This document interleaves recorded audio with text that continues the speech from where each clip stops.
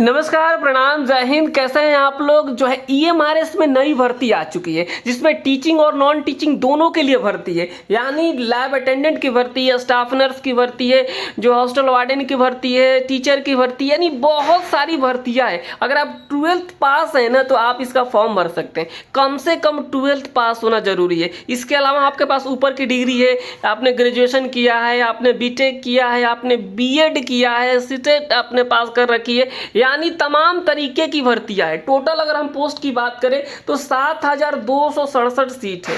ठीक है, स्वास्थ्य विभाग, शिक्षा विभाग दोनों की भर्तियां है। तमाम जानकारी आपको इस वीडियो में देंगे, आप इस वीडियो को पूरा देखिएगा। आपको बताएंगे सैलरी, तैयारी और पोस्टिंग, सारी चीजें। यहाँ पे देखिएगा, सबसे पहले ओवरऑल आपको हम सीट के बारे में चर्चा कर लेते हैं कि आखिर किसमें कितनी सीट है। प्रिंसिपल की हम बात करें तो टोटल 225 सीट है। पीजीटी की बात करें तो 1460 है। टीजीटी की बात करें तो 3,992 है। फीमेल स्टाफ नर्स की बात करें तो 550 है। इसके अलावा हम बात करें हॉस्टल वार्डन की तो मात्र जो है 635 सीट है, लेकिन जो है जॉब अच्छी है। इसके अलावा अकाउंटेंट की बात करें तो 61 सीट है। जूनियर सेक्रेटरी असिस्टेंट की बात करें जिसे जेएसए कहा जाता है तो 228 सीट है। लैब अटेंडेंट की बात करें तो 146 सीट है। यानी टोटल सीटों की संख्या 7,267 है। तो कौन कौन से लोग फॉर्म को भर सकते हैं ये आपको हम बताने चल रहे हैं। उसके पहले आपको हम बता दें कि अब तक चैनल को सब्सक्राइब नहीं किए हैं तो जो है जरूर कर लीजिएगा। अगर आप इसमें से लैब अटेंडेंट हो गया, ठीक है, या फिर जेएसए हो गया, अकाउंटेंट हो गया, हॉस्टल वार्डन हो गया, आप इनकी तैयारी करना चाहते हैं, देखिए इनका जो क्वेश्चन इसमें पूछे जाएंगे ना, या फिर स्टाफ नर्स का, जिसमें आपको जो है क्वेश्चन जो रहेगा वो आपको मैथ रहेगा, जीके रहेगा, जीएस रहेगा, रीजनिंग रहेगा, इन सारे जो है टॉपिक्स का तैयारी करना चाहते हैं तो आप प्ले स्टोर से एजुकेशनल एकेपी डाउनलोड कर लीजिए। प्ले स्टोर से एजुकेशनल एकेपी, ठीक है, एजुकेशनल एकेपी, ठीक है, और इसको इंस्टॉल करके आप यहाँ से इसका क्लास ज्वाइन कर सकते हैं। चलिए आपको हम फुल नोटिफिकेशंस की तरफ लेके चलते हैं। आपके मन में आ रहा होगा कि आखिर ईएमआरएस होता क्या है, इसमें जो भर्ती निकली है। तो यहाँ पे देखिएगा, ईएमआरएस होता है एकलव्य मॉडल रेसिडेंशियल स्कूल, जो कि सेंट्रल गवर्नमेंट के द्वारा संचालित है। जो यहाँ पे देखिएगा, यहाँ पे जो है ट्राइबल्स अफेयर्स के अंतर्गत ये आता है। और ये जो भर्ती होगी जहाँ पे आपको जो है हॉस्टल वार्डन, यानी पूरा जो है बच्चे पढ़ेंगे, वहाँ पे जो है रहने खाने पीने की सारी सुविधाएं होगी। वहीं पे जो है टीचिंग और नॉन टीचिंग स्टाफ के लिए भर्ती निकाली गई है। ये भर्ती निकलती रहती है। यहाँ पे देखिएगा, सबसे पहले जो आपको हम जानकारी देंगे इसमें, यहाँ पे देखिएगा डेट को लेकर के आप देख लीजिए, ठीक है। यहाँ पे जो है फॉर्म भरने का जो डेट है, फॉर्म भरना ये शुरू हो चुका है। यहाँ पे जो है आपको 23 तारीख के पहले आप इसका फॉर्म भर दीजिएगा। 23 अक्टूबर 2025 जो है जो डेट है वो लास्ट फी जो है भरने का लास्ट डेट है। उसके पहले आपको फॉर्म भर देना है। फॉर्म ऑनलाइन शुरू हो चुका है, ठीक है। अब आपके मन में आ रहा होगा कि आखिर जो है इसका फॉर्म भरेंगे तो हमें कितना चार्ज देना होगा। सबसे पहले हम आपको यही बता देते हैं, ठीक है। देखिए, ये फॉर्म भरने में थोड़ा सा चार्ज ज़्यादा लिया जा रहा है, क्योंकि यहाँ पे देखिएगा इसमें ना बहुत कम लोग फॉर्म भरेंगे, क्योंकि जो मैक्सिमम कैंडिडेट होते हैं वो तो जो सोचते हैं कि पैसा ज़्यादा लगता है तो फॉर्म ही नहीं भरेंगे। यहाँ पे नॉन टीचिंग की हम बात करें तो टोटल जो फी लगेगा 1500 रुपये लगेगा फॉर्म भरने में। पीजीटी टीजीटी का भी जो है यहाँ पे 2000 लगेगा। और इसके बाद प्रिंसिपल वाला फॉर्म भरना चाहते हैं तो 2500 रुपये लगेगा। यहाँ पे देखिएगा ये सारे जो फॉर्म भरने के लिए, अगर वहीं आप जो है फीमेल हैं या फिर SC/ST कैंडिडेट हैं तो आपको मात्र 500 रुपये देने होंगे फॉर्म भरने के लिए। ये जो इंपॉर्टेंट जानकारी सबसे पहले आपको हम बता दिए। फिर आगे बढ़ेंगे, बहुत सारा PDF है जो आपके लिए जो जानकारी वाला विषय होगा हम आपको बताते चलेंगे, ठीक है। चलिए, आप वीडियो को पूरा देख लीजिएगा, नहीं तो बार बार आप वीडियो देखेंगे, कई वीडियो देखेंगे जिससे आपको चीज़ें क्लियर नहीं हो पाएगी। मैंने आपको जो भर्ती वाला जो मामला पूरा शुरू में ही बता दिया था। ये टोटल क्या है जी, सीटें है। आगे बढ़ते हम, इस PDF को हम बता देंगे कैसे आप डाउनलोड कर सकते हैं उस चीज़ के लिए। यहाँ पे जो TGT PGT के लिए जो टीचर के लिए जो भर्ती निकली हुई है, यहाँ पर आप लोग देख सकते हैं उसको, ठीक है। मुख्यतः हम जो फोकस करेंगे इस वीडियो के माध्यम से, यहाँ पे ये देखिएगा, हॉस्टल वार्डन के ऊपर फोकस करेंगे हम, ठीक है। हॉस्टल वार्डन मेल और फीमेल दोनों के लिए है। फीमेल स्टाफ नर्स के बातें बताएंगे, अकाउंटेंट को लेकर हम क्लियर करेंगे, जेएसए के लेकर बताएंगे, लैब अटेंडेंट को भी हम जो है बिल्कुल क्लियर जानकारी दे देंगे। ये टोटल आप सीट देख लीजिए, कैटेगरी वाइज किस कैटेगरी में कितनी सीटें हैं, ठीक है। इसको आप लोग देख लीजिए, स्क्रीनशॉट ले लीजिए, ठीक है। चलिए यहाँ पे आगे बढ़ते हैं। जो हैंडीकेप्ड हैं वो भी जो इसके लिए एलिजिबल हैं उसके लिए भी ये फॉर्म भर सकते हैं, ठीक है। आगे बढ़ते हैं हम लोग। यहाँ पे अब देखिएगा सैलरी बता देते हैं, क्योंकि सैलरी बहुत ज़रूरी है। प्रिंसिपल की सैलरी की बात करें तो 78,000, यहाँ पे देखिए 78,800 बेसिक होगी। तो आप मान लीजिए इनकी सैलरी अप्रॉक्स हम बता दें, अगर 8 और 5 13 1,30,000 के ऊपर इनकी सैलरी होगी प्रिंसिपल की। वहीं जो है पीजीटी जो टीचर होंगे, पोस्ट ग्रेजुएट टीचर होंगे, इनकी जो बेसिक होगी 47,600 तो इनकी भी सैलरी अप्रॉक्स 75,000 से 80,000 रुपये होगी।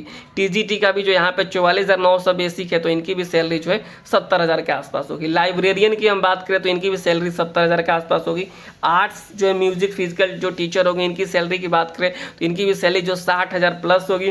फीमेल स्टाफ नर्स की बात करेंगे तो इनकी जो सैलरी होने वाली है 45,000 प्लस होने वाली है। हॉस्टल वार्डन की बात करें तो इनकी भी सैलरी 45,000 प्लस होगी। अकाउंटेंट की सैलरी जो होगी आपको 40,000 जो है इनकी भी सैलरी जो है, अकाउंटेंट की बात करें तो इनकी सैलरी 55,000 के आसपास होगी। जेएसए की बात करें तो इनकी सैलरी आपको मैं बता दूं 35,000 से ज़्यादा होगी। लैब अटेंडेंट की बात करें तो इनकी जो सैलरी होगी 35,000 से ज़्यादा होगी। ये जो है सैलरी होगा, मैंने आपको बता दिया। ठीक है, आगे बढ़ते हैं हम। आप लोगों को जो इसका एग्जाम्स होगा ना, ऑनलाइन नहीं होगा, इसका एग्जाम्स होगा ऑफलाइन होगा, OMR बेस्ड होगा। ठीक है, ऑनलाइन एग्जाम्स नहीं होगा, इसका एग्जाम्स जो है ऑफलाइन होगा। मतलब आपको जो है अब खुद से बना करके वहाँ पे जो है रंगना होता है। ठीक है, MCQ से क्वेश्चंस पूछे जाएंगे और इस तरीके से जो है सिलेबस होगा। ठीक है, यहाँ पे PGT TGT का देख लीजिए। ठीक है, और आगे हम बढ़ते हैं। जो आप लोग सबसे ज़्यादा जानना चाहते थे PGT TGT के बाद से जो है हॉस्टल वार्डन को लेकर, देखिए हॉस्टल वार्डन का जो अगर आप फॉर्म भरना चाहते हैं तो उसके लिए क्या सिलेबस रहेगा, हम आपको बताएंगे इसी वीडियो में आगे कि आप हॉस्टल वार्डन के जो है कौन से जो लोग हैं वो फॉर्म भर सकते हैं। देखिए हॉस्टल वार्डन का जो सबसे पहले एग्जाम्स को लेकर दे दिएगा, जो प्री का एग्जाम्स होगा इसमें यहाँ पर देखिए जनरल अवेयरनेस यानी GS से सवाल पूछे जाएंगे 10।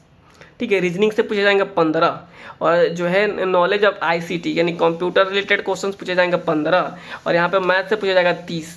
और ठीक है, और साथ ही साथ पूछा जाएगा इंग्लिश से, जो है इंग्लिश से पूछा जाएगा 10 क्वेश्चंस और हिंदी से 20 क्वेश्चंस। आप जो रीजनल लैंग्वेज सेलेक्ट करते हैं उससे जो है 10 क्वेश्चंस पूछे जाएंगे। यानी अगर आप हिंदी वाले हैं तो हिंदी से 20 क्वेश्चंस और इंग्लिश से 10 क्वेश्चंस, यानी 30 क्वेश्चंस पूछे जाएंगे। यानी टोटल 100 क्वेश्चंस हो गया। 100 मार्क्स का इसमें जो है पेपर होगा, 2 घंटे का इसमें आपको समय मिलेगा। ठीक है, और ये जैसे ही पहला वाला एग्जाम्स पास करेंगे उसके बाद से एक और आपका पेपर होगा जिसमें कि आपको जो ऑब्जेक्टिव 40 नंबर का पूछा जाएगा, डिस्क्रिप्टिव 15 नंबर का होगा। और यहाँ पे आप देखेंगे टोटल जो है आपको नंबर ऑफ क्वेश्चंस यहाँ 15 होंगे, और यहाँ पे टोटल मार्क्स जो है sorry number of question total 55 होंगे और टोटल मार्क्स 100 होगा। ठीक है, एग्जाम्स जो है 3 घंटे का होगा।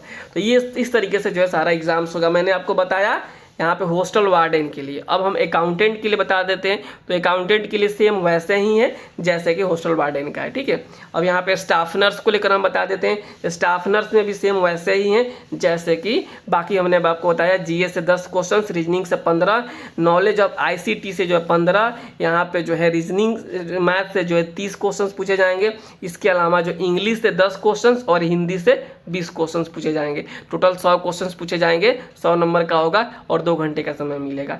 और उसके बाद से आपका फिर वही एक और एग्जाम्स होगा जिसमें 40 ऑब्जेक्टिव्स और जो 15 डिस्क्रिप्टिव क्वेश्चंस पूछे जाएंगे 55 100 मार्क्स का। और इस तरीके से आप एग्जाम दे सकते हैं। JSA का भी वही है जैसे मैंने आपको बताया। ठीक है, JSA का भी हो गया।